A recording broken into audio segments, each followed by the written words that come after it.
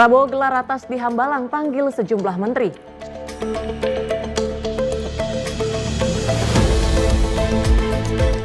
Tiga polisi gugur, Komisi 3 DPR desak evaluasi menyeluruh.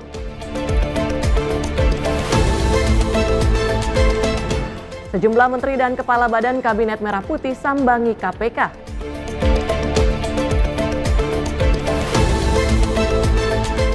Juru parkir tewas dianiaya di dalam minimarket.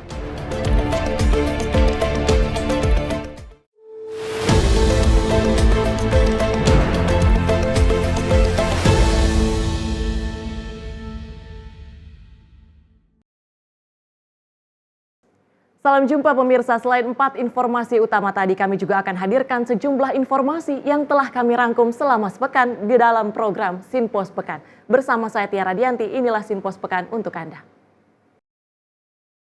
Kami awali Sinpos Pekan dengan informasi di mana Presiden Prabowo Subianto menghadiri peresmian produksi pabrik pemurnian logam mulia PT Freeport Indonesia. Acara tersebut digelar di smelter PT Freeport Indonesia di Gresik, Jawa Timur pada Senin 17 Maret 2025. Dalam sambutannya, Presiden RI Prabowo Subianto menyampaikan bahwa dengan berdirinya industri ini, bahan baku yang mentah bisa berubah menjadi beberapa produk, sehingga ini menjadi sesuai yang penting bagi negara dan juga bangsa. Prabowo didampingi Sekretaris Kabinet atau Seskap Teddy Indrawijaya, Menteri BUMN Erick Thohir, dan Menteri Energi dan Sumber Daya Mineral Bahlil Lahadalia. Prabowo disambut hangat oleh sejumlah tamu undangan acara peresmian produksi pabrik pemurnian logam mulia PT Freeport Indonesia. Prabowo juga menyempatkan menyalami beberapa tamu yang duduk di barisan depan. Dalam sambutannya, Presiden Republik Indonesia Prabowo Subianto menyampaikan bahwa dengan berdirinya industri ini, bahan baku yang mentah bisa berubah menjadi beberapa produk, sehingga ini menjadi sesuai yang penting bagi negara dan bangsa. Maka Prabowo bersyukur Indonesia memiliki fasilitas pengolahan dan pemurnian atau smelter ini. Ini yang kita hendaki, bahwa negara kita, bangsa kita tidak hanya akan menjual bahan baku, tapi kita ingin juga menjual barang-barang jadi, barang-barang produk akhir yang punya nilai tambah yang sangat besar. Kita bersyukur bahwa kita punya fasilitas ini, industri ini. Saya diberitahu industri ini instalasi pemurnian logam ini, terutama emas, adalah yang terbesar di dunia dari segi hulu sampai hilir di satu entitas.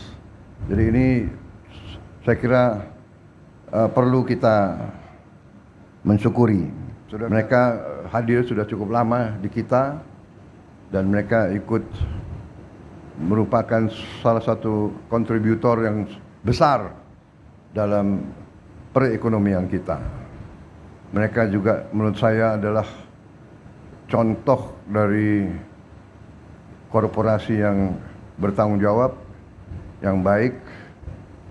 Dan sekarang mereka buktikan dengan mereka buat hilirisasi di Indonesia. Diketahui PMR merupakan fasilitas pemurnian emas modern pertama di dunia yang terintegrasi dari hulu, yakni pertambangan dan pengolahan ke hilir atau di permunian. Memperlihatkan komitmen pemerintah dalam mempercepat proses hilirisasi di negeri ini.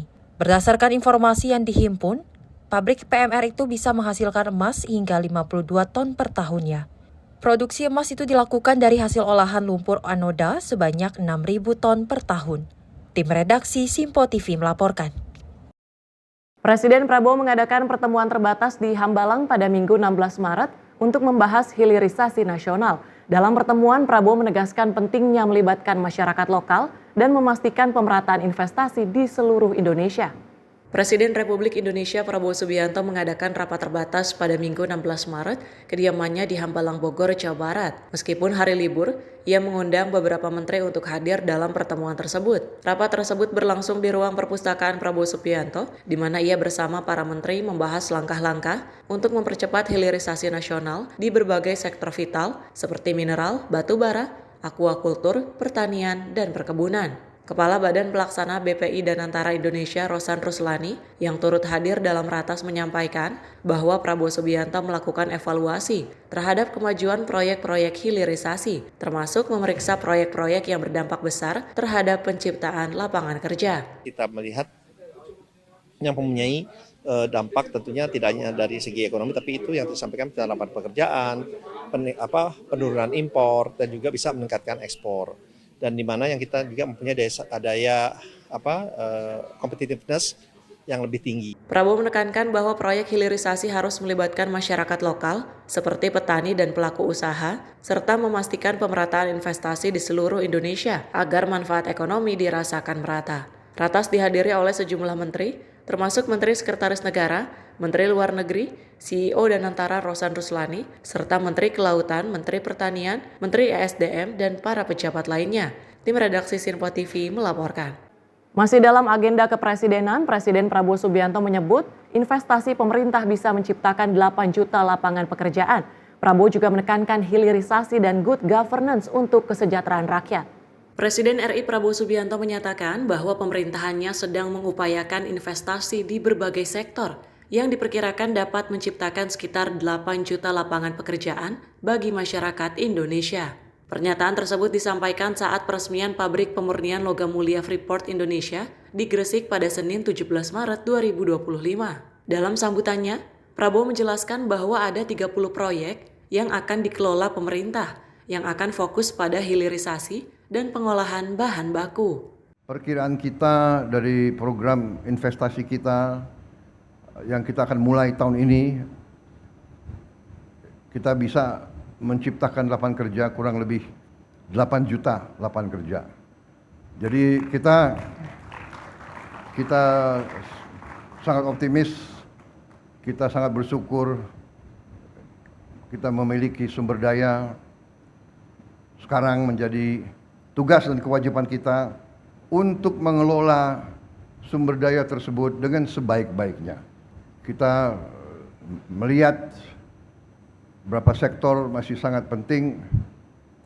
Sektor pertanian, perikanan ini menghasilkan devisa yang sangat besar, tapi juga menciptakan lapangan kerja. Prabowo menekankan pentingnya pemanfaatan sumber daya alam untuk kesejahteraan rakyat, serta perlunya penerapan good governance, transparansi, dan akuntabilitas yang baik oleh semua pihak. Tim redaksi Sinpo TV melaporkan. Pemirsa, Presiden Prabowo Subianto menerima kunjungan utusan khusus Palestina Mahmud Al-Habas di Istana Presiden Jakarta.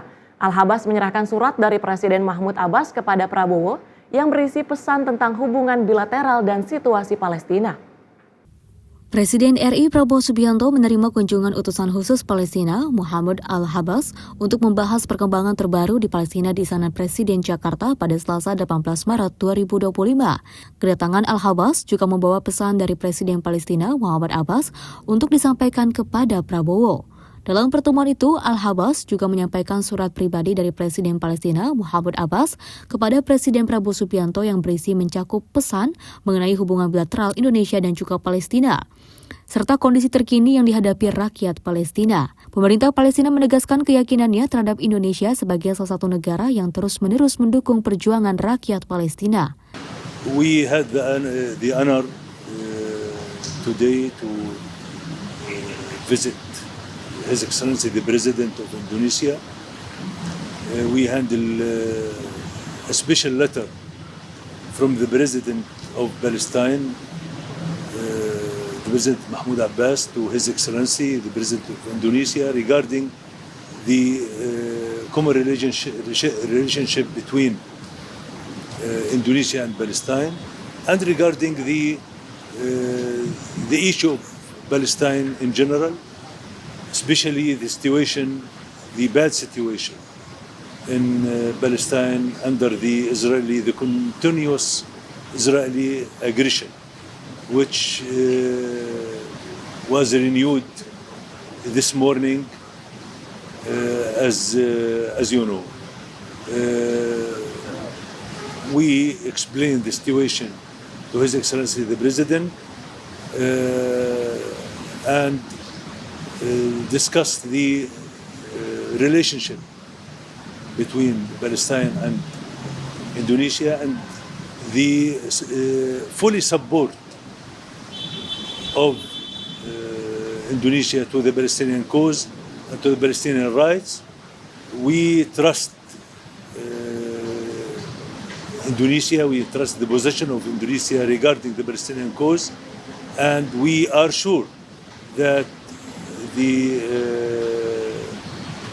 Indonesian government and the Indonesian people will continue supporting Palestine for the freedom of Palestine, for the independence of Palestine, inshallah. Al-Habas menjelaskan kondisi Palestina terkini dan menyampaikan apresiasi pemerintah Palestina atas dukungan dari Indonesia. Pertemuan ini menegaskan komitmen Indonesia terhadap kemerdekaan Palestina dan mempererat hubungan kedua negara. Dalam pertemuan turut hadir mendampingi Presiden Prabowo, Menteri Luar Negeri Sugiono, Menteri Sekretaris Negara Prasetyo Hadi, dan Sekretaris Kabinet Teddy Indrawijaya. Tim redaksi Simpo TV melaporkan. Presiden Prabowo menerima Menko Airlangga di Istana Merdeka membahas perkembangan ekonomi nasional. Airlangga melaporkan kondisi perekonomian, pengembangan kawasan ekonomi khusus, dan kerjasama ekonomi internasional. Presiden Prabowo Subianto menerima Menteri Koordinator Bidang Perekonomian Erlangga Hartarto di Istana Merdeka Jakarta pada Selasa 18 Maret 2025. Dalam pertemuan tersebut, Erlangga melaporkan perkembangan terkini terkait kondisi perekonomian nasional, serta rencana pengembangan kawasan ekonomi khusus dan kerjasama ekonomi internasional. Erlangga juga menjelaskan perhatian Presiden Prabowo Subianto terhadap proyek Two Countries Twin Parks di Batang yang melibatkan kerjasama antara Indonesia dan Fujian, Tiongkok. Kerjasama ini bertujuan untuk mendorong investasi industri di kawasan ekonomi khusus Batang, dengan total investasi yang direncanakan mencapai 16 triliun. Tadi kami menyampaikan perkembangan perekonomian dan rencana terkait dengan kawasan ekonomi khusus. Dan tadi Bapak Presiden menyatakan bahwa terkait kawasan ekonomi khusus di Batang, beliau akan ke lapangan pada hari Kamis nanti. Dan rencananya dalam Kamis nanti itu ada juga kerjasama Twin City Twin Parks. Jadi kerjasama antara Indonesia dengan Fujian untuk mendorong investasi industri di kawasan ekonomi khusus di Batang. Dan direncanakan mereka akan investasi sekitar 16 triliun. Dan ini menjadi pembicaraan pada saat waktu Bapak Presiden bertemu dengan Presiden Xi Jinping yang lalu, sehingga ini merupakan tindak lanjut dari pertemuan tersebut. Erlangga melaporkan perkembangan kawasan ekonomi khusus di Nongsa dan Singosari dengan perluasan kawasan dan rencana pusat data di Nongsa, serta King College yang beroperasi di Singosari. Ia juga menegaskan perekonomian Indonesia masih kuat, dengan indeks PMI Februari 53,6, kredit tumbuh 10,3%, cadangan devisa tinggi, dan surplus neraca perdagangan 61 miliar US dollar. Ekspor tertinggi tercatat 14 miliar US dollar pada Februari 2025, dan pertumbuhan ekonomi Indonesia tetap kompetitif. Pertumbuhan ekonomi secara spasial kita ketahui relatif bagus. Kemudian inflasi kita ketahui juga sampai Februari inflasi masih rendah, di mana core inflation-nya masih positif. Kita bisa melihat GDP growth kita dibandingkan Malaysia, Chile itu relatif masih tinggi. Inflation kita salah satu yang terendah termasuk di ASEAN. Bapak Presiden mengarahkan agar komitinya didorong untuk meningkatkan pembiayaan usaha produktif.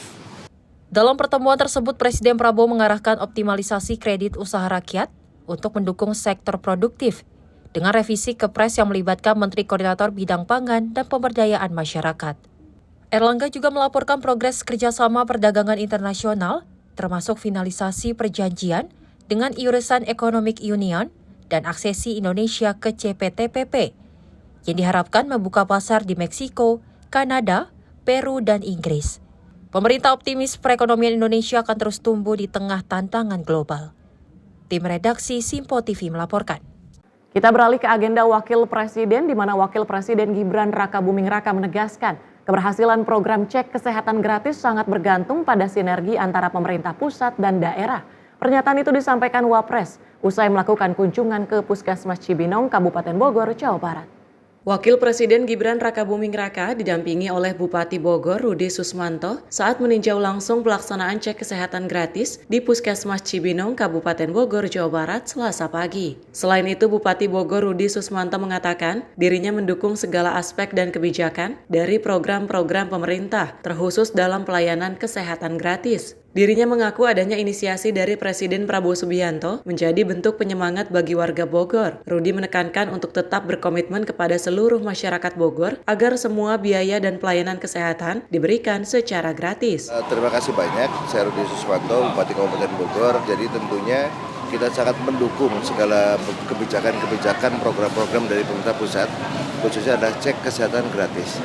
Maka dengan inisiasi Presiden dan Wakil Presiden mencetuskan program cek kesehatan gratis, itu pun menjadi penyemangat buat kami. Salah satunya kami Bupati Wakil Bupati terpilih berkomitmen kepada masyarakat Kabupaten Bogor 2026 Kabupaten Bogor wajib 100% UHC. Jadi siapapun masyarakat Kabupaten Bogor berKTP Kabupaten Bogor, semua biaya dan fasilitas kesehatan diberikan gratis untuk seluruh masyarakat. Dan untuk CKG sendiri kami pun terus berupaya untuk melengkapi beberapa fasilitas kesehatan khususnya yang ada di puskesmas se-Kabupaten Bogor. Dan kami mengucapkan terima kasih juga yang sebesar-besarnya kepada Pak Prabowo Subianto, kepada Bapak Gibran Rakabuming Raka, program yang cukup sangat luar biasa, menyentuh langsung kepada masyarakat. Wapres Gibran mengatakan, kepala daerah harus memiliki peran krusial dalam memastikan layanan kesehatan berjalan optimal dari sisi infrastruktur, tenaga medis, maupun sosialisasi kepada masyarakat. Wapres menilai bahwa komitmen daerah dalam mendukung implementasi cek kesehatan gratis menjadi kunci utama agar manfaat program dapat dirasakan secara luas. Dari Jakarta, tim Sinpo TV melaporkan. Pemirsa, Wakil Presiden Gibran Rakabuming Raka mengunjungi SMA Islam Terpadu Al-Madinah Cibinong, Jawa Barat dalam rangka meninjau kegiatan workshop AI yang diselenggarakan di sekolah.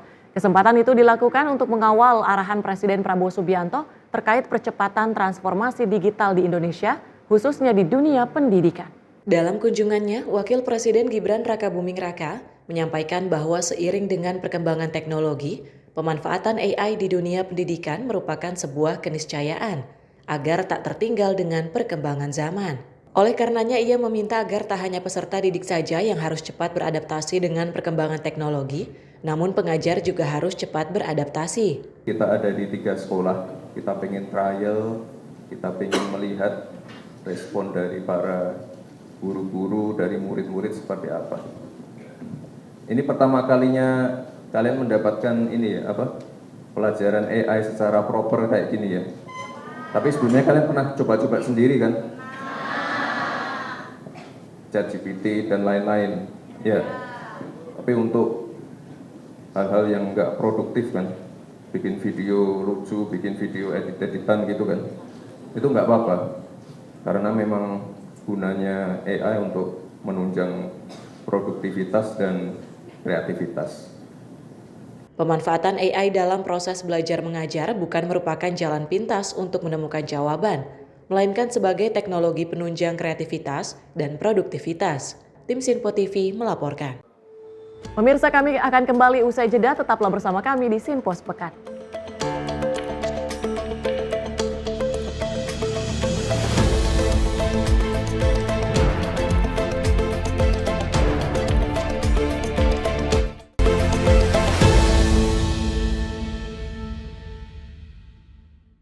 Pemirsa, Sinpo TV kembali hadir menemani Anda dengan berbagai informasi yang telah kami rangkum dalam sepekan. Sajian lengkap informasi sepekan kami hadirkan untuk Anda. Badan Legislasi DPR menemui masa unjuk rasa di depan gedung DPR RI Senayan, Jakarta. Menemani akhir pekan Anda bersama keluarga dengan rangkuman berita menyeluruh dalam Sinpo Sepekan setiap minggu pukul 6 pagi hanya di Sinpo TV. Kami hadir dengan rangkaian informasi dari berbagai penjuru dunia. Topik dan isu yang tengah menjadi sorotan mancanegara dikemas dengan lengkap untuk Anda.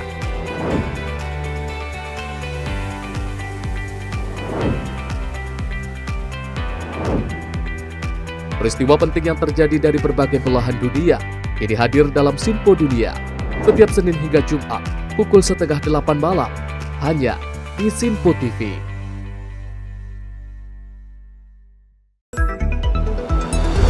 Jadilah yang pertama mengetahui perkembangan terkini seputar informasi dari lembaga parlemen. Punya data nasional, tidak ada satupun backup berarti kan?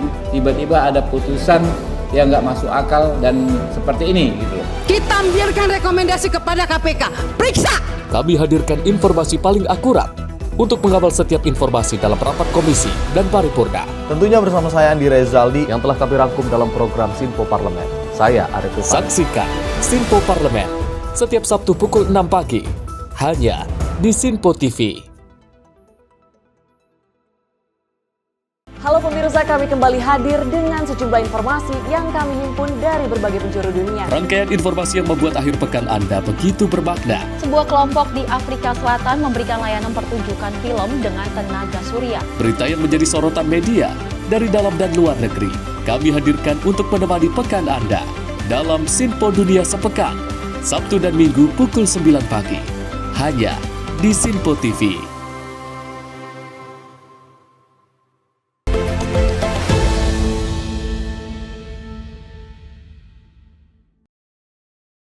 Terima kasih pemirsa, Anda masih menyaksikan Sinpo Sepekan. Informasi kami lanjutkan. Pimpinan DPR Dasko bersama Komisi 1 menerima audiensi dari masyarakat sipil yang menyuarakan penolakan terhadap revisi Undang-Undang Nomor 34 Tahun 2004 tentang TNI pada Selasa pagi. DPR memastikan komunikasi yang dilakukan dengan masyarakat sangat intens dilakukan, khususnya saat DPR tengah melakukan pembahasan atau merevisi undang-undang. Masyarakat sipil melakukan audiensi kepada pimpinan DPR dan Komisi 1 terkait penolakan revisi Undang-Undang Nomor 34 Tahun 2004 tentang TNI di Kompleks Parlemen Senayan, Jakarta. Wakil Ketua DPR Dasko mengatakan bahwa dalam pertemuan itu berlangsung hangat sehingga menghasilkan titik permasalahan. Dasko menyebut pertemuan ini bukan kali ini saja, melainkan telah dilakukan secara intens. Oleh karena itu nantinya parlemen akan tetap terus melakukan pertemuan setiap membahas revisi undang-undang. Ya, tadi kita sudah lakukan audiensi dengan teman-teman dari koalisi masyarakat sipil. Pertemuan tadi berjalan dengan hangat, lancar, diskusi dan dialog yang membangun dan ada kesepahaman dari kedua belah pihak. Insya Allah saya pikir ada titik temu dan kita akan lakukan ini tidak cuma kali ini untuk kemudian setiap pembahasan revisi undang-undang. Demikian. Jadi beberapa poin apa yang inspirasi? Nanti kalau poin ini nanti dari pimpinan Komisi 1 dan teman-teman koalisi masyarakat sipil yang akan menyampaikan di sini. Dari Jakarta, Fahrizal Ahmad Amin, Sinpo TV melaporkan. Pemirsa, Wakil Ketua DPR Dasko menjawab pertanyaan yang mengaitkan anjloknya indeks harga saham gabungan dengan kabar mundurnya Menteri Keuangan Sri Mulyani dari Kabinet. Dasko memastikan Sri Mulyani tidak akan mundur sebagai Menteri Keuangan, sekaligus menegaskan bahwa fiskal Indonesia sangat kuat. Anjloknya indeks harga saham gabungan kini menjadi sorotan usai turun sebesar 5% lebih. Namun, turunnya indeks harga saham gabungan ini disebut berkaitan dengan isu mundurnya Menteri Keuangan Sri Mulyani dari Kabinet Merah Putih. Wakil Ketua DPR Dasko mengatakan bahwa Sri Mulyani tidak akan mundur dari jabatannya sebagai pembantu presiden di pemerintahan. Dasko menyebut ekonomi fiskal Indonesia masih kuat meski indeks harga saham gabungan turun. Persepsi apa sebenarnya dari investor yang membuat kita ini anjlok sendirian di regional? Terima kasih. Ya, yang pertama kalau ditanya persepsi investor luar, saya kurang paham ya. Tetapi kalau pertanyaannya mengenai Bu Sri Mulyani, saya pastikan bahwa Bu Sri Mulyani tidak akan mundur dan fiskal kita kuat. Demikian. Dari Jakarta, Fahrizal Ahmad Amin, Sinpo TV melaporkan. Pimpinan DPR bersama jajaran Komisi 6 melakukan sidak ke stasiun kereta api Pasar Senen selama menjelang arus mudik Lebaran Jakarta. Sidak ini guna memastikan kelayakan berbagai fasilitas stasiun agar dapat memberikan kenyamanan kepada para masyarakat yang ingin melakukan perjalanan mudik menggunakan transportasi kereta api. Menjelang Lebaran Idul Fitri, pimpinan DPR bersama Komisi 6 melakukan sidak ke stasiun Pasar Senen Jakarta pada Senin sore. Sidak jajaran parlemen ini untuk memastikan kelayakan dari berbagai sektor fasilitas seperti kebersihan toilet, musola, dan sarana peron. Bahkan, Dewan Perwakilan Rakyat juga mengapresiasi kereta api di Indonesia yang melayani serta memberikan kenyamanan bagi para penumpang yang melakukan perjalanan ke kampung halaman. Baik, terima kasih rekan-rekan media sekalian. Ini menjelang buka puasa, semangat kita pantang surut. Tadi kami dengan teman-teman dari Komisi 6 bersama pimpinan dan anggota serta ditemani oleh jajaran kereta api telah melihat masyarakat yang akan mudik maupun masyarakat yang bepergian keluar kota Jakarta. Dan kami lihat bahwa pelayanan dari kereta api, kami melihat kereta apinya, terutama kereta api buatan industri kereta api kita, itu tidak kalah dengan kereta api dari luar negeri.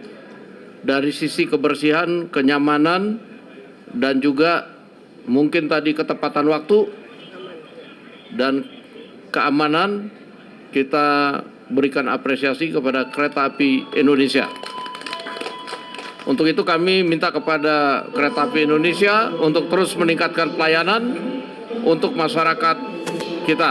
Tadi kita nyari-nyari ini yang kurang apa gitu, dari sisi kebersihan, toilet bersih, musola bersih, koridor bersih. Walaupun bentuk yang tidak dirubah dari tahun 1900-an, tetapi situasinya sangat berubah jauh ketika berapa tahun lalu kita ke sini. Demikian. Oleh karena itu, DPR berharap Kereta Api Indonesia tetap terus dapat meningkatkan pelayanan untuk para penumpang. Dari Jakarta, Fahrizal Ahmad Amin, Sinpo TV, melaporkan. Pemirsa, pimpinan DPR Dasko memastikan bahwa revisi Undang-Undang TNI tidak akan membangkitkan kembali dui fungsi ABRI. Dirinya menyebut DPR sangat menjunjung tinggi supremasi sipil. Pimpinan DPR Dasko mengungkapkan pihaknya sudah mempertimbangkan aspirasi masyarakat yang khawatir dengan bangkitnya dui fungsi ABRI dalam revisi Undang-Undang TNI. Merespon hal tersebut, DPR bersama pemerintah memastikan kekhawatiran masyarakat tidak akan terjadi. Pasalnya dalam melakukan pembahasan revisi Undang-Undang TNI sangat menjunjung tinggi supremasi sipil.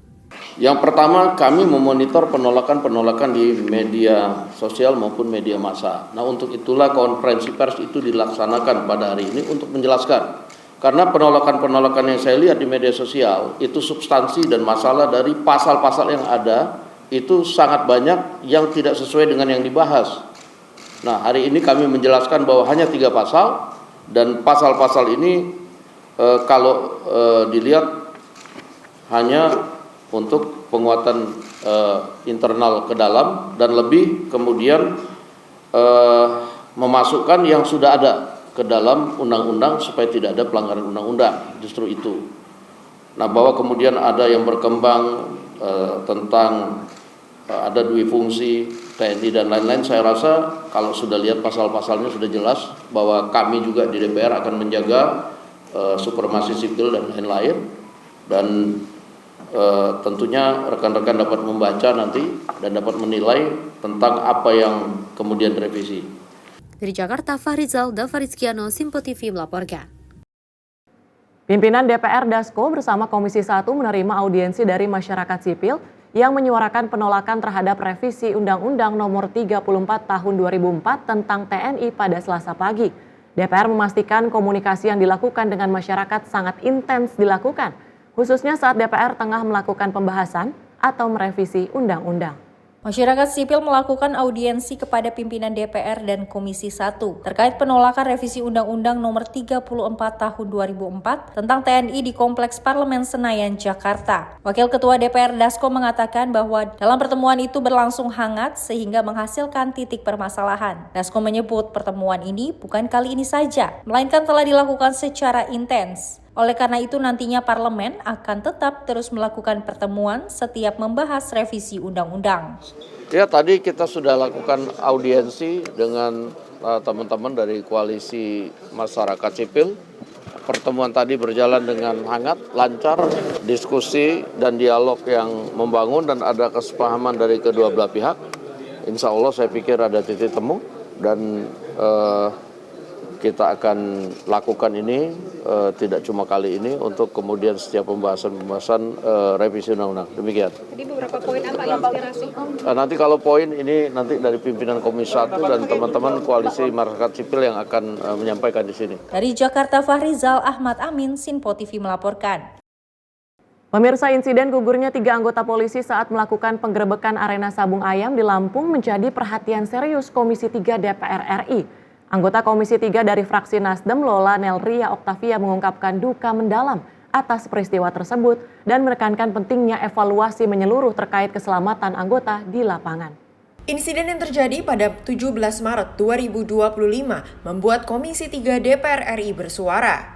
Anggota Komisi 3 DPR RI, Lola Nelria Oktavia, menegaskan bahwa kejadian ini harus menjadi alarm serius bagi institusi terkait untuk melakukan evaluasi operasional dan meningkatkan koordinasi antar instansi. Menurutnya, perencanaan operasi harus lebih matang, dimulai dari penyelidikan awal, koordinasi, hingga SOP keamanan yang harus diperketat. Terkait penangkapan 2 pelaku yang diduga terlibat dalam insiden ini, Komisi 3 menegaskan akan mengawasi proses hukumnya. Lola menyatakan bahwa negara harus menjalankan proses hukum secara adil dan terbuka tanpa memandang siapa pelaku.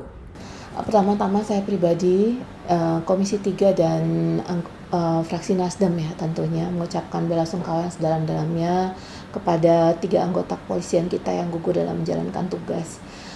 Ini semua sebenarnya menurut saya ya, ini hal atau situasi di mana kita semua tidak inginkan pastinya. Makanya kalau menurut saya kita semua dalam menurunkan anggota atau menugaskan anggota itu kita harus memperhatikan juga sisi koordinasi di lapangan dan evaluasi menyeluruh. Jadi menurut saya ini semua harus kita review kembali Mbak, agar keadaan atau situasi seperti ini jangan sampai ke depannya ada terulang kembali. Selain itu, Komisi 3 DPR RI menekankan bahwa keselamatan anggota penegak hukum harus menjadi prioritas. Dengan peninjauan ulang SOP dan penegakan hukum yang tegas, diharapkan peristiwa serupa tidak terulang kembali. Dari Jakarta, tim redaksi. Pemirsa, Dewan Perwakilan Rakyat resmi mengesahkan revisi Undang-Undang Nomor 34 Tahun 2004 tentang TNI menjadi undang-undang. Pengesahan tersebut dilakukan melalui rapat paripurna DPR yang digelar di Kompleks Parlemen Senayan, Jakarta pada Kamis pagi.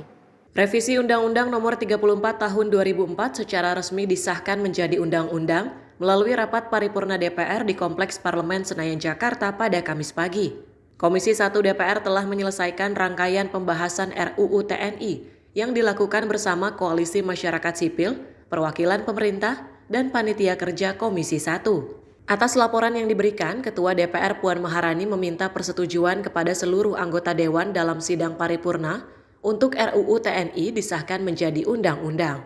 Rapat paripurna ini dipimpin langsung oleh Ketua DPR Puan Maharani serta Wakil Ketua DPR lainnya, Dasko, Saan Mustofa, Adis Kadir.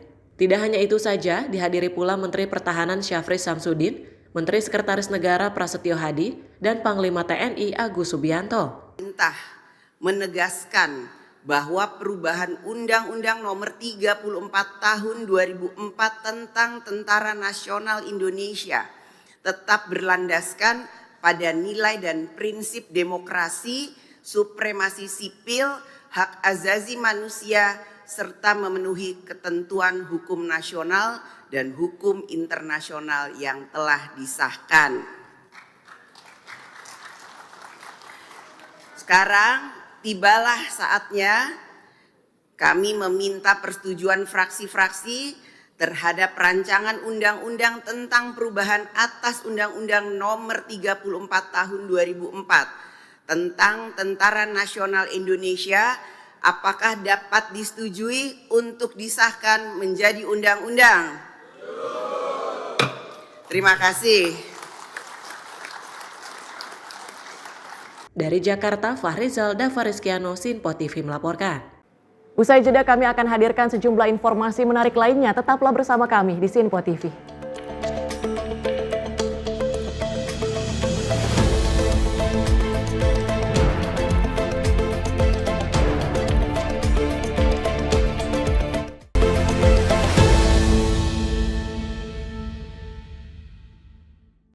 Halo, selamat pagi pemirsa Sinpo TV. Selamat pagi Andi. Selamat pagi, Fen. Beragam informasi terbaru hadir menemani Anda sebelum memulai hari.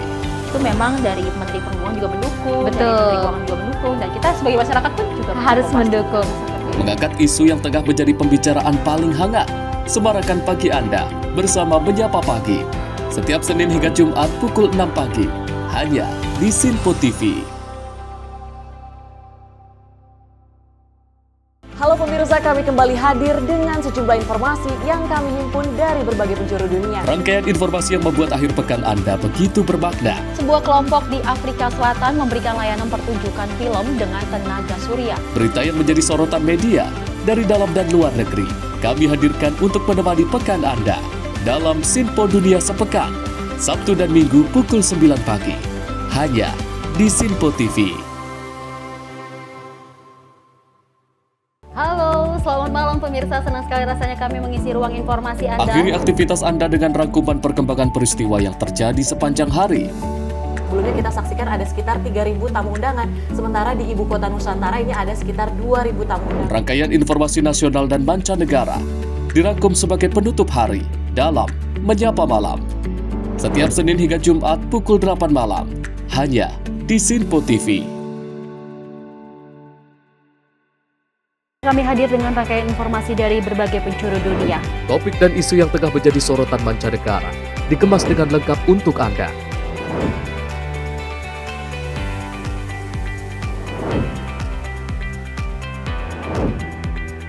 Peristiwa penting yang terjadi dari berbagai belahan dunia kini hadir dalam Sinpo Dunia. Setiap Senin hingga Jumat pukul 7:30 malam, hanya di Sinpo TV.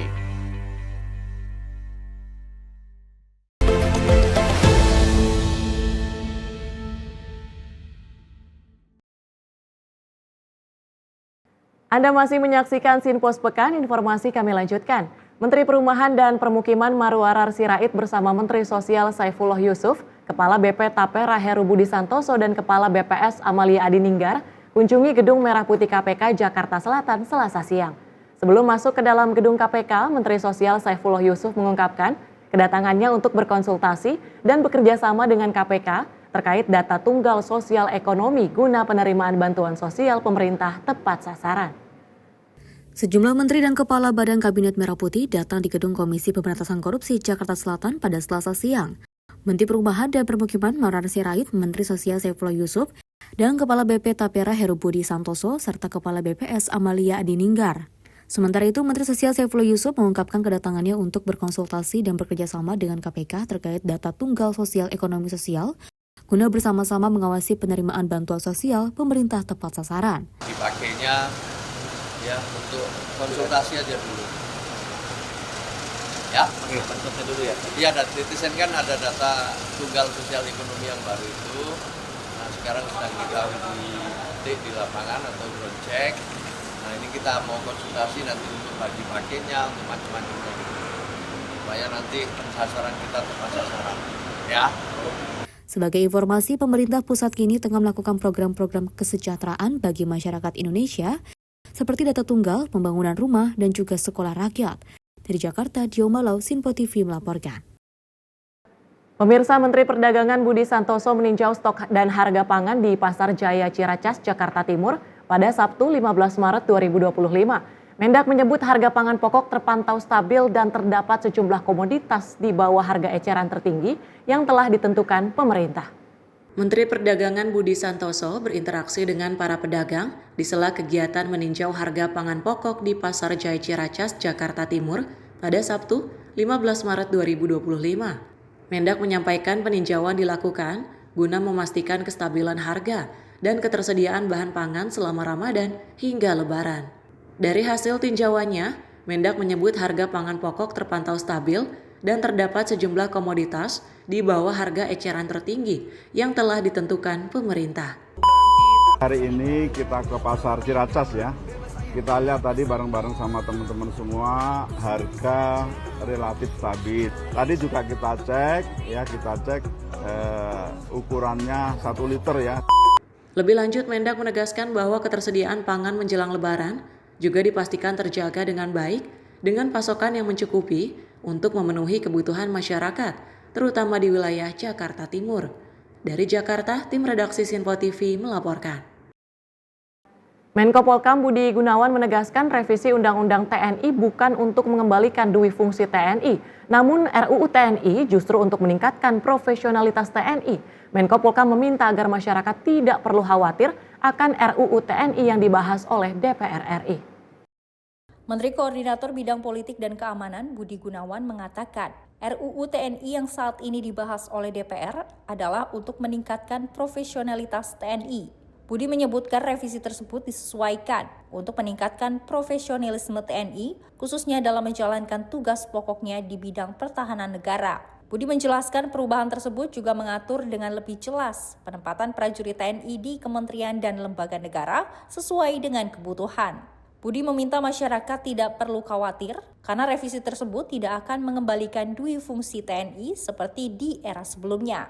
Sebagaimana yang telah dijelaskan oleh pemerintah terkait dengan revisi Undang-Undang TNI ini hanya dalam lingkup 3 pasal saja yang dirubah. Yang pertama pasal 3 terkait tentang kedudukan dan koordinasi TNI di bawah Kementerian Pertahanan. Itu yang pertama. Yang kedua, pasal 53 yang mengatur tentang usia pensiun. Ada rentang usia pensiun yang diatur kemudian usia 55 hingga 65 tahun. Dan ketiga, pasal 47 yang mengatur tentang jabatan di kementerian lembaga yang dapat diisi oleh prajurit TNI yang aktif.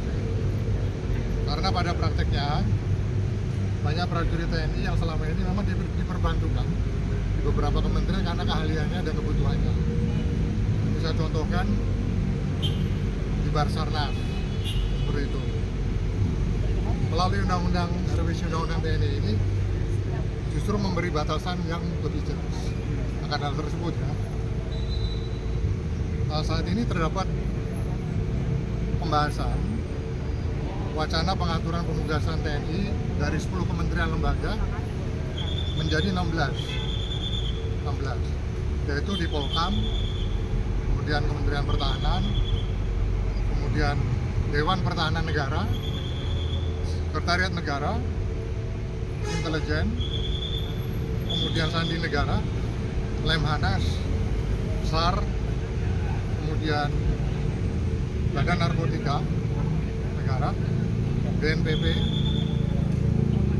dan Perbatasan tadi ya, kemudian KKP, Kementerian Kelautan dan Perikanan, Badan Nasional Penanggulangan Bencana, Badan Nasional Penanggulangan Teroris, Keamanan Laut, Bakamla, Kejaksaan Agung, dan Mahkamah Agung. Pemerintah sekali lagi menegaskan bahwa revisi Undang-Undang TNI ini tidak dimaksudkan untuk mengembalikan TNI pada di fungsi militer seperti masa lalu. Ini tegasnya seperti itu ya, jadi jangan ada khawatir seperti itu. Dari Jakarta, tim Sinpo TV melaporkan.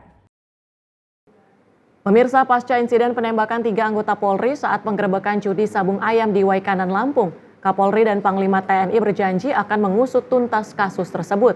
Kapolri menjamin investigasi dan proses hukum akan berjalan secara transparan dan juga tuntas.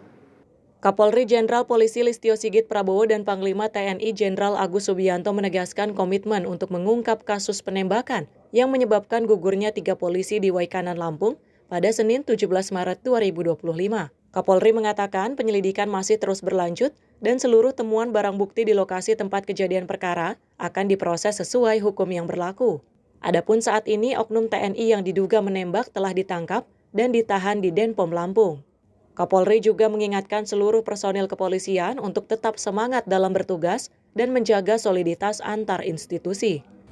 Hari ini Pak Kapolda dan Pak Danrem sedang terus melakukan kegiatan investigasi. Saya dengan Bapak Panglima juga tentunya sama, kita sudah sepakat untuk bersama-sama melakukan investigasi dan menuntaskan hal-hal yang nanti ditemukan di lapangan. Yang jelas tentunya kita selalu mendorong dan mengingatkan seluruh anggota untuk terus bekerja dengan baik, dengan penuh semangat, hati-hati, dan selalu jaga sinergitas, soliditas untuk kepentingan rakyat. Terima kasih. Hingga kini penyelidikan terus berjalan untuk mengungkap motif di balik penembakan ini. Kapolri berharap sinergi antara Polri dan TNI dapat tetap terjaga demi keamanan dan kepercayaan publik. Dari Banten, tim Sinpo TV melaporkan. Pemirsa, dalam upaya mewujudkan program makan bergizi gratis, Polri meluncurkan 20 satuan pelayanan pemenuhan gizi atau SPPG. Dalam kesempatannya, Kapolri Jenderal Polisi Listio Sigit Prabowo menyatakan program tersebut akan terus berkembang dengan target 100 lokasi pada Juli 2025. Kapolri Jenderal Listio Sigit Prabowo meresmikan 20 satuan pelayanan pemenuhan gizi atau SPPG sebagai bagian dari program Astacita Presiden Prabowo Subianto. Listio menyebut Polri menargetkan pengembangan hingga 100 lokasi pada Juli 2025 demi memperluas akses makan bergizi gratis. Tak hanya itu, Listio juga menyampaikan bahwa Polri juga melakukan rekrutmen tenaga ahli di bidang gizi untuk memastikan kualitas makanan sesuai dengan standar. Akan launching SPPG untuk mendukung program Astacita dari Bapak Presiden terkait dengan makan bergizi gratis. Dan alhamdulillah untuk launching awal ini kita laksanakan di 4 SPPG di tingkat Mabes dan 16 SPPG di tingkat Polda prioritas.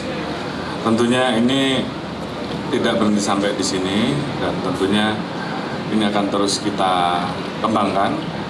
Rencana di bulan Mei, Juni nanti kurang lebih akan terus kita tambah sampai dengan 100 dan kemudian selanjutnya akan kita tambahkan sesuai dengan kebutuhan. Kemudian yang tentunya menjadi perhatian kita bahwa terima kasih bahwa dari kegiatan MOU yang pernah kami laksanakan bersama-sama dengan Bapak Kepala Badan Gizi Nasional, kemudian ditindaklanjuti dengan pertemuan-pertemuan. MOU tersebut menghasilkan perjanjian kerjasama yang kemudian bisa kita tindaklanjuti. Dan sebagai komitmen kita untuk mendukung program makan bergizi gratis, maka Polri pun melakukan rekrutmen terhadap Bakomsus yang memiliki keahlian di bidang gizi dan tadi juga rencana ke depan. Nantinya beberapa satuan pelayanan pemenuhan gizi akan mengembangkan pengolahan hidroponik sebagai sumber bahan baku makanan bergizi. Dari Jakarta, tim Sinpo TV melaporkan. Korlantas Polri resmi meluncurkan program Mudik Aman Keluarga Nyaman di Jakarta pada Jumat 14 Maret 2025. Program tersebut sebagai upaya sosialisasi persiapan mudik Lebaran 2025 kepada masyarakat. Dalam acara peluncuran Mudik Aman Keluarga Nyaman bersama Korlantas Polri, Kakor Polri Irjen Pol Agus Suryonugroho menegaskan bahwa pihaknya siap mengamankan arus mudik di berbagai jalur transportasi guna memastikan kelancaran dan juga keamanan perjalanan masyarakat. Ia meminta para pemudik untuk merencanakan perjalanan dengan baik, mulai dari rute waktu tempuh dan tempat istirahat untuk mengantisipasi terjadinya penumpukan saat mudik Lebaran. Negara akan hadir dan tidak akan pernah capek untuk melayani, melindungi duta-duta pemudik tahun 2025. Kita tidak bisa berhasil kalau tidak bersama-sama. 93.000 personil, belum TNI, Polri, termasuk juga stakeholder yang lainnya. Semuanya sama-sama untuk mengamankan kegiatan operasi ketupat. Hal yang paling terpenting dalam operasi ketupat ini adalah berkaitan dengan keselamatan. Sementara itu, berdasarkan hasil traffic counting yang dilakukan Jasa Marga dan juga Kemenhub pelaksanaan operasi ketupat tahun lalu, jumlah pemudik yang melintasi jalan tol mengalami penurunan, sedangkan pemudik yang menggunakan jalan arteri justru meningkat. Dari Jakarta, tim redaksi Sinpo TV melaporkan. Dalam rapat dengan Komisi 6 DPR, Direktur Utama PT Jasa Marga Subakti Syukur mengungkapkan rencana pemberian diskon tarif tol 20% selama mudik Lebaran 2025. Diskon ini akan diberlakukan dalam 2 periode dengan total masa berlaku 8 hari. Dalam rapat dengar pendapat dengan Komisi 6 DPR RI di Senayan, Jakarta pada Senin 17 Maret 2025, Direktur Utama PT Jasa Marga Persero Tbk Subakti Syukur mengungkapkan rencananya untuk pemberian diskon tarif tol 20% selama mudik Lebaran 2025. Diskon akan diterapkan dalam 2 periode masing-masing berlaku selama 8 hari, yaitu pada arus mudik mulai dari tanggal 24 hingga 27 Maret. Dan arus balik dari tanggal 2 hingga 4 April serta tanggal 8 hingga 9 April 2025. Menurutnya pemberian diskon tarif bertujuan untuk memastikan kelancaran pelayanan bagi masyarakat selama mudik Lebaran. Subakti juga menambahkan bahwa durasi potongan tarif tahun ini lebih panjang dibandingkan dengan kebijakan diskon tarif tol pada tahun-tahun sebelumnya. Jasa Marga memberikan potongan tarif yang tidak biasa juga, biasanya 4 hari, 2 hari sebelum Lebaran dan 2 hari sesudahnya. Tahun ini atas saran dari Kementerian BUMN dan pemerintah Kementerian Perhubungan, dari perhitungan bersama kami memberikan 8 hari, yaitu 24 sampai 27 Maret 2025, serta itu di arus mudik dan arus baliknya 3 dan 4 April, serta 8 dan 9 April di antara hari puncak yang tadi tanggal 6. Sebelumnya, Corporate Communication and Community Development Group Head Jasa Marga Lisi Oktaviana menjelaskan diskon tarif tol berlaku untuk perjalanan menerus dan transaksi dengan saldo kartu elektronik yang mencukupi. Potongan tarif ini diterapkan pada tol yang dikelola Jasa Marga termasuk Jakarta Cikampek, Jalan Layang MBZ, Jalan Tol Palimanan Kuanci, Jalan Tol Batang Semarang, dan Jalan Tol Semarang Seksi ABC. Secara rinci, penerapan diskon tarif tol ini diberlakukan selama 4 hari pada arus mudik mulai berlaku pada 24 Maret 2025 sampai 28 Maret. Tim redaksi Sinpo TV melaporkan. Pemirsa, kami akan hadirkan informasi lainnya usai jeda. Tetaplah bersama kami di Sinpo Sepekan.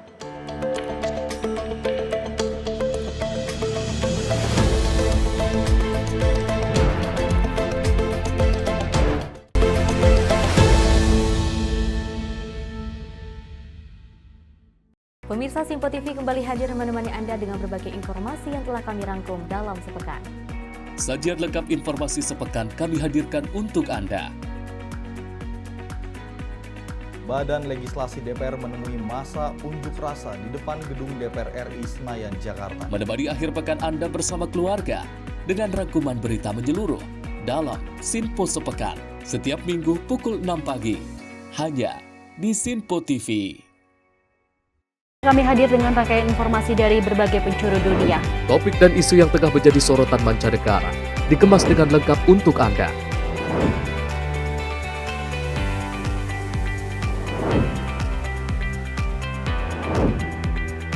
Peristiwa penting yang terjadi dari berbagai belahan dunia ini hadir dalam Sinpo Dunia setiap Senin hingga Jumat pukul 7:30 malam hanya di Sinpo TV.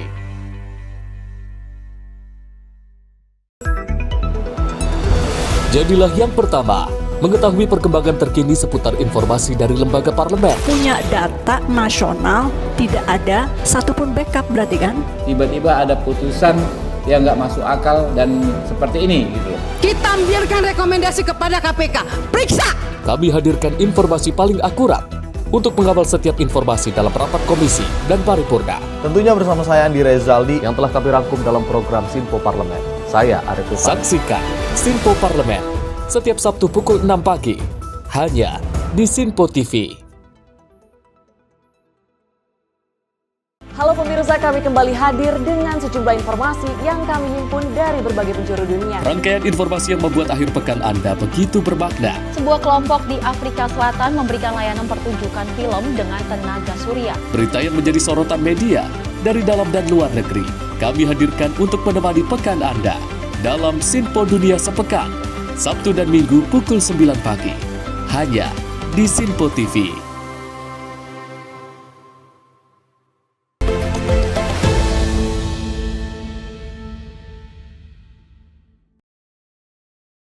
Anda kembali menyaksikan Sinpos Pekan, informasi kami lanjutkan. Ratusan rumah di 2 kecamatan di Kabupaten Indramayu, Jawa Barat mengalami kerusakan akibat diterjang angin puting beliung Minggu 16 Maret 2025. Bencana ini juga merusak sejumlah fasilitas umum, termasuk GOR, sekolah, dan puskesmas. Subkoordinator Bidang Kedaruratan Logistik BPBD Kabupaten Indramayu, Abdul Fattah, mengungkapkan bahwa angin puting beliung mulai terlihat sekitar pukul 16.00 waktu Indonesia Barat di Desa Bugis, Kecamatan Ancatan. Warga melihat pusaran angin yang bergerak dari arah persawahan sebelum akhirnya menerjang permukiman mereka. Berdasarkan data sementara, BPBD sebanyak 110 rumah di Desa Bugis mengalami kerusakan dengan rincian 35 unit rusak berat dan 75 unit rusak ringan. Sementara itu di Desa Curug, Kecamatan Kandang Haur, tercatat 9 rumah terdampak, terdiri dari 4 unit rusak berat dan 5 unit rusak ringan. Selain rumah warga, fasilitas umum seperti GOR, 2 sekolah, dan puskesmas juga mengalami kerusakan akibat bencana ini. Selain merusak bangunan, bencana ini juga menyebabkan sejumlah pohon tumbang. Hingga kini BPBD Indramayu bersama relawan dan petugas lainnya masih melakukan penanganan darurat, termasuk evakuasi pohon yang menghalangi akses warga. Dari Indramayu, Adelia Septiarina, Simpo TV melaporkan. Pemirsa, 3 bocah sekolah dasar di Gresik kepergok warga saat mencuri sepeda motor di depan warung Kepala Manyung Jalan Harun Thohir, Desa Pulau Pancikan, Kecamatan Gresik, Selasa 18 Maret 2025 dini hari. Aksi mereka yang mendorong motor curian mengundang kecurigaan warga hingga akhirnya diamankan oleh pihak kepolisian. Kapolsek Gresik Kota Ibtu Suharto mengungkapkan bahwa 3 anak yang terlibat dalam aksi pencurian itu berinisial F, 12 tahun, HR 9 tahun, dan NA 10 tahun. Yang menjelaskan bahwa mereka telah merencanakan pencurian sejak Senin 17 Maret 2025 siang. Mereka berkumpul di rumah F untuk menentukan target. Lalu pada pukul 18.30 waktu Indonesia Barat, berjalan kaki mencari motor yang tidak dikunci ganda. Pada pukul 1 waktu Indonesia bagian Barat, mereka kembali ke lokasi untuk memastikan situasi aman. Dan pada pukul 4:30 waktu Indonesia bagian Barat, F melancarkan aksinya, mengambil sepeda motor Yamaha Mio biru putih yang terparkir tanpa pengamanan tambahan. Mereka lalu berusaha membawa motor tersebut dengan cara didorong menjauh dari lokasi. Namun aksi mereka terpergok oleh seorang warga, Muhammad Salman Miladi, 55 tahun, yang curiga dengan gerak-gerik mereka. Ia kemudian melapor ke Polsek Gresik Kota dan langsung mengamankan 3 bocah tersebut. Dalam pemeriksaan, mereka mengaku telah mencuri motor di 4 lokasi. Polisi berkoordinasi dengan unit PPA Polres Gresik. Dari Gresik, Adelia Septiarina, Sinpo TV melaporkan. Pemirsa, 3 orang bocah tewas tenggelam saat berenang di Danau Situ Gede, Kelurahan Kelapa Indah, Tangerang, Banten. Pihak keluarga langsung histeris saat melihat jasad ketiga bocah yang berhasil dievakuasi dari dasar danau. 3 orang bocah sekolah dasar ditemukan tewas di Danau Situ Gede, Kelurahan Kelapa Indah, Tangerang, Banten. Ketiganya yakni Samsil Bahri, Muhammad Neymar, dan Alif. Diduga tidak bisa berenang saat mandi di danau buatan tersebut. Sebelumnya 4 orang anak diketahui tengah bermain di danau yang ada di dekat pemukiman warga tersebut. 3 dari 4 orang korban tiba-tiba memutuskan untuk mandi di tepian. Diduga tidak mengetahui kedalaman danau dan tidak bisa berenang. Salah satu korban pun tenggelam. Mengetahui temannya tenggelam, 2 orang bocah memutuskan untuk menolong. Naas, keduanya justru ikut tenggelam di danau tersebut. Melihat 3 orang rekannya tenggelam, salah satu bocah yang selamat akhirnya berteriak meminta tolong warga sekitar. Setelah hampir 3 jam, jasad ketiga bocah akhirnya ditemukan di dasar danau. Usai dilakukan pencarian oleh warga, ketiganya dievakuasi dengan kondisi yang mengenaskan dan dipenuhi air di dalam tubuhnya. Ketiga korban diketahui sempat terseret arus saat mandi di danau tersebut. Para korban juga ditemukan beberapa meter dari lokasi awal tenggelam. Ada berempat, yang satu mas selamat karena ketakutan, jadi dia itu yang bertiga yang kecemplung mah langsung lantas nggak ketolong. Jadi saya pertamanya tadi ngeliat temen dari sini, saya yang ikut lah jadinya bantuin nolong tuh. Udah begitu temen ngangkat mayat satu, saya ngikut turun bantuin juga. Tinggal 2 mayat tuh, terakhir mayat yang paling kecil, umur 8 tahunan, 9 tahunan lah, itu bocah kecil. Itu berenang atau gimana ya? Itu rencananya mau pada berenang. Iya, jadi karena dia temennya kagak bisa renang mungkin. Yang selamat itu yang... Iya, yang selamat penting lari. Yang bertiga doang. Pihak keluarga sendiri langsung histeris usai jenazah dikembalikan. Bahkan ada beberapa orang tua yang nyaris pingsan melihat anaknya sudah tidak bernyawa. Usai dilakukan pembersihan pihak rumah sakit, ketiga korban tenggelam langsung diserahkan ke pihak keluarga untuk dimakamkan. Sementara kejadian ini masih dalam penyelidikan Polres Metro Tangerang Kota. Dari Jakarta, kontributor Sinpo TV melaporkan. Menteri Perdagangan Budi Santoso mengungkap modus curang pengusaha SPBU dalam mengurangi takaran bahan bakar minyak. Modus ini dilakukan dengan menambahkan perangkat elektronik pada dispenser SPBU, di mana melalui perangkat itu, takaran BBM bisa dikendalikan melalui handphone. Hal tersebut diungkap Mendak saat melakukan penyegelan SPBU dengan kode 3416712 di Kecamatan Sukaraja, Kabupaten Bogor pada Rabu, 19 Maret 2025. Hadir dalam penyegelan tersebut Direktur Tindak Pidana Tertentu Badan Reserse Kriminal Polri, Brigadir Jenderal Polisi Nunung Saifuddin, Pelaksana Tugas Harian Direktur Utama PT Pertamina Patraniaga Mars, Ega Legowo Putra. Ia mengatakan ada 4 dispenser SPBU yang digunakan untuk mengakali takaran BBM Pertalite dan juga Pertamax. BBM yang dikurangi sebesar 750 ml per 20 liter. Dari hitungannya, kerugian per tahun yang dialami masyarakat yang membeli BBM di SPBU mencapai 3,4 miliar rupiah. Lebih lanjut, Budi meminta kepada para pengusaha SPBU agar tidak melakukan praktik curang yang dapat merugikan masyarakat. Budi mengatakan pemerintah akan menindak tegas setiap pelanggaran tersebut. Ia juga mengajak peran aktif masyarakat untuk melaporkan jika menemukan adanya praktik curang di SPBU. Tim redaksi Sinpo TV melaporkan. Pemirsa, seorang pria berinisial SA melakukan penjamretan ditemukan meninggal dunia. Melompat ke sungai karena menghindari amukan warga di sungai kawasan Jalan Karet, Surabaya pada Minggu 16 Maret 2025 pagi. Saat ditemukan korban dalam kondisi kritis dan sempat dilarikan ke Rumah Sakit Umum Daerah Dr. Sutomo sebelum akhirnya dinyatakan meninggal dunia pada pukul 8.31 waktu Indonesia Barat.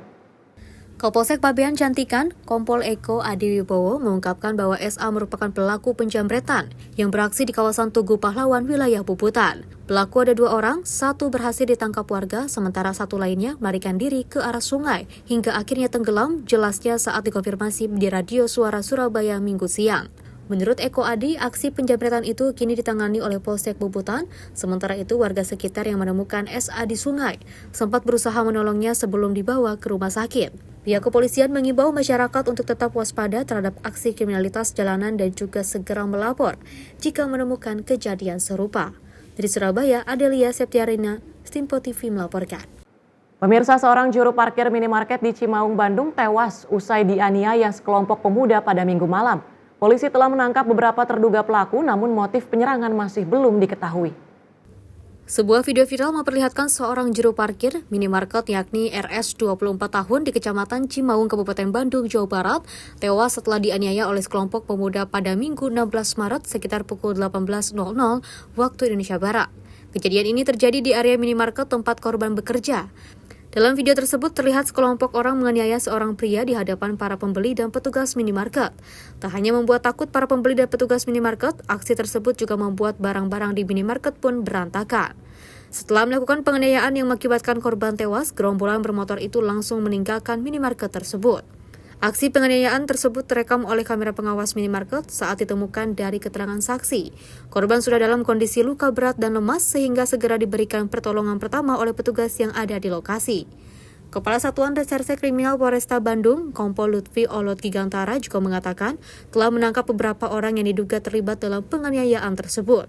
Namun hingga saat ini motif dari insiden penyerangan ini masih belum diketahui. Tim redaksi Sinpo TV melaporkan. Pemirsa, informasi tadi sekaligus menutup jumpa kita di Sinpo Sepekan kali ini. Saya Tiara Dianti, mewakili seluruh kerabat kerja yang bertugas, pamit undur diri. Terima kasih dan sampai jumpa.